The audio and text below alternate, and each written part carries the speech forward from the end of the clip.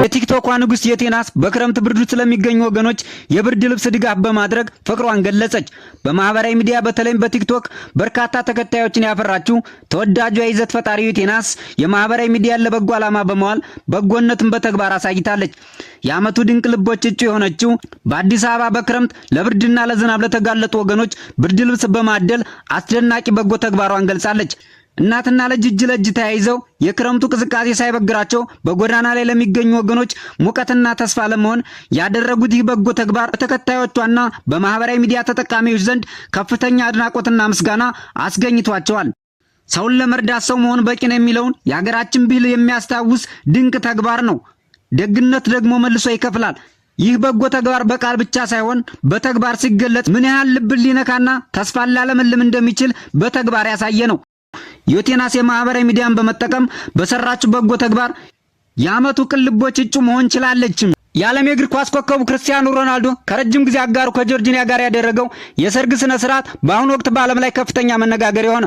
ጥንዶቹ በትውልድ ስፍራቸው ማደሪያ ደሴት ጋብቻቸውን በደማቅ ስነ ስርዓት ፈጽመዋል። የብሪታንያው ዴይሊ ሜል ጋዜጣ እንደዘገበው ለ10 ዓመታት ያህል አብረው የኖሩትና 5 ልጆችን ያፈሩት ጥንዶቹ የሰርግ ስነ ስርዓታቸውን ባለ 5 ኮከብ ሆቴል ውስጥ በደማቅ ስነ ስርዓት አከናውነዋል። የሁለቱ ጥንዶች የሰርግ ስነ ስርዓት የኢትዮጵያን ባህል ያውም የገጠሩን ጥርት ያለውን በሚመስል መልኩ ጥንዶቹ እየተሽኮረመሙ ታይተው እንደማይታወቁ በሚመስል መልኩ መፈጸማቸው ደግሞ መነጋገሪያ አድርጓቸዋል። በአዲስ አበባ በመስተንግዶ ሰራተኞች አለባበስ ላይ የወጣው አዲሱ ደንብ ሙሉ በሙሉ ተግባራዊ ተደረገ።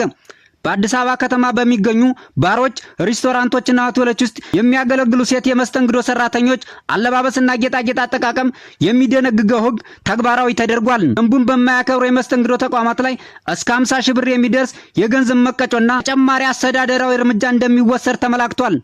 አዲሱ ደንብ ከጉልበት በላይ የሚሆኑ አጫጭር ቀሚሶችን መልበስ፣ የደረት ክፍልን ክፍት የሚያደርጉ አለባበስን መጠቀምና ከጋብቻ ቀለበት ውጭ ባሉ በሚታዩ የሰውነት ክፍሎች ላይ የሚደረጉ ማንኛውም ጌጣጌጦችን ይከለክላል። የአውሮፓ ረጅሙ የድንግል ማርያም ሐውልት ሊመረቅ መሆኑ ተገለጸ። በሆላንድ እየተገነባ የሚገኘው ግዙፍ የድንግል ማርያም ሐውልት በቅርቡ በይፋ ሊመረቅ መሆኑን የዓለም አቀፍ ሚዲያዎች ዘግበዋል። ሐውልቱ ከመሰረቱ ጋር በአጠቃላይ 55 ሜትር በላይ ከፍታ ያለው ሲሆን በአውሮፓ ከተገነቡ የድንግል ማርያም ሐውልቶች መካከል ረጅሙ ተብሎ በታሪክ ተመዝግቧል። የምርቃት ስነ ስርዓቱ በካቶሊክ ዓለም ትልቅ ክብር በሚሰጠው የእመቤታችን የዕርገት በዓል አካባቢ መሆኑ ታውቋል። ከተለያዩ ሀገራት የሚመጡ በሺዎች የሚቆጠሩ ምዕመናንና ጎብኚዎች በስነ ስርዓቱ ላይ ይታደማሉ ተብሏል። በአፋርና በትግራይ ክልሎች አዋሳኝ በሚገኘው ስትራቴጂካዊ የመጋሌ ተራራ አካባቢ ውጥረት መከሰቱ ተገለጸ። በአፋርና በትግራይ ክልሎች አዋሳኝ በሚገኘው ስትራቴጂካዊ የመጋሌ ተራራ አካባቢ የህወሓት ኃይሎችና የአካባቢ ታጣቂዎች እያደረጉት ያለው ወታደራዊ እንቅስቃሴ የቀጠናውን ሰላም ለአደጋ አጋልጦታል ተብሏል። በሁለቱም በኩል ከባድ የጦር መሳሪያ መጠመዳቸውንና የምሽግ ቁፋሮዎች በፍጥነት እየተከናወኑ መሆኑ የተገለጸ ሲሆን በዚህ አካባቢ ዳግም የጦርነት እሳት ሊቀጣጠል ይችላል የሚል ከፍተኛ ስጋት ፈጥሯል። መጋሌ ተራራ ለወታደራዊ እይታና ለከባድ መሳሪያ ጥቃት አመች የሆነ ከፍተኛ ጂኦግራፊካዊ አቀማመጥ ያለው በመሆኑ ሁለቱም ኃይሎች ቦታውን ለመቆጣጠር የሚያደርጉት ፉክክር ውጥረቱን ይበልጥ አባብሶታል።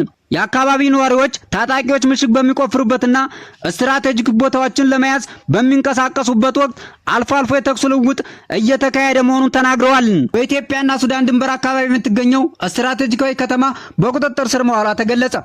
በሱዳን ብሉ ናይል ግዛት ውስጥ ከኢትዮጵያ ጋር በሚዋሰነው ድንበር ላይ የምትገኘው ስትራቴጂካዊቷ የጉምሩክ ከተማ በመሐመድ ሐምዳን ዳጋሎ በሚመራው ፈጥኖ ደራሽ ኃይልና በአጋሮቹ ቁጥጥር ስር መዋሏን የጦሩና የመንግስት ምንጮች አስታውቀዋል።